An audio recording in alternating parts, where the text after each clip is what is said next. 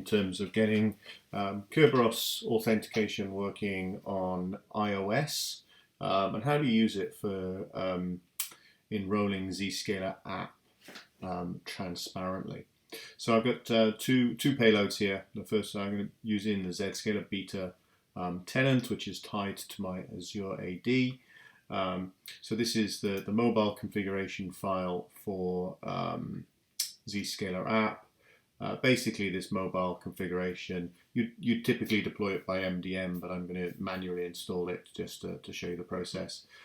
Basically, there's some configuration options here in terms of setting up the VPN. Although Zscaler App isn't a VPN, it does use the VPN framework, and this is about configuring that framework to transparently build it so that the user doesn't get prompted. And then there's some things here in terms of that configuration pointing at Zscaler Beta for the tenant, and then what my organization name is, and that will mean that it'll automatically do the enrolment and pass those things through Zscaler App. The second thing I have is this SSO mobile config. So this is necessary to support Kerberos. Again, you typically deploy this with MDM, and it would build it automatically based on who the device is associated to. So my principal name is M. Ryan, my realm, my Kerberos ticketing realm is welshgeek.net. And then there's a number of strings that I'm passing through to tell the device what it should submit Kerberos tickets to. So anything welshgeek.net.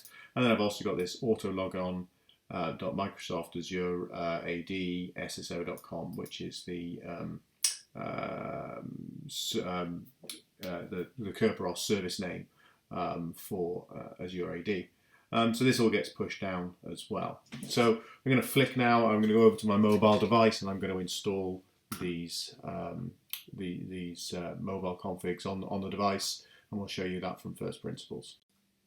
Okay, so here I am on the mobile device. So I'm going to launch my Safari browser, and obviously, as I said, you typically deploy this mobile configs via MDM, but I'm going to install these directly. So they're actually on my web server. So I'll go in and I'll install SSO sso.mobile config first. It's going to ask me, do I want to allow it?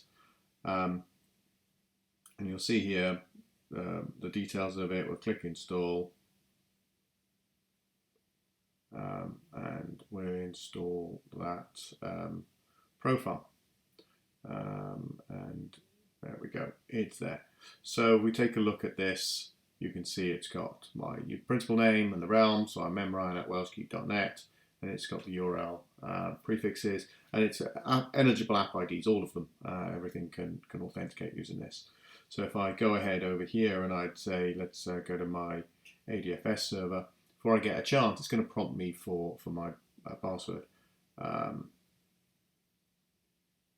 I'll just enter that password. Obviously you don't see it on the screen. We click OK. So if I do something like my ADFS IDP initiated sign on, there we go. I can just click sign in, and because I've got a Kerberos ticket, my ticket granting ticket, I'll get service tickets there. So yeah, this is relatively simple. You can deploy a certificate on the device as well. That will mean that you don't get that pop-up and enable you to get those tickets. So that all works well and good. So let's go, and we'll go DC to welshgeek.net, which is my web server, and we'll install the beta.mobile config file. And we'll allow that one again, click close. And if we come back over here about my profiles, here's the one for the Zscaler App settings that we just downloaded.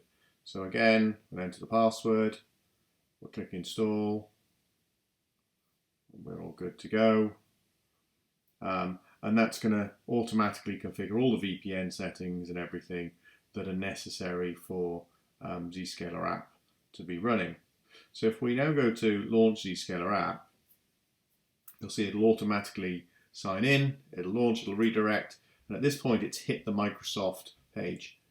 Microsoft Azure AD is configured for Kerberos SSO, so that process automatically took a Kerberos ticket, submitted it to them from my domain controller, submitted it to Azure AD, and I got the transparent authentication there. And we can see all of this. I am Ryan at wellsgeek.net. All of that was transparent. The only thing was, obviously we had to launch the Zscaler app because Apple doesn't let you dynamically launch an application on a remote device unless it's kind of like a kiosk mode or something like that. So I hope this was useful. Hope it helps you understand, how to get Kerberos working on iOS, how to get working with Azure AD, and how to do that for a transparent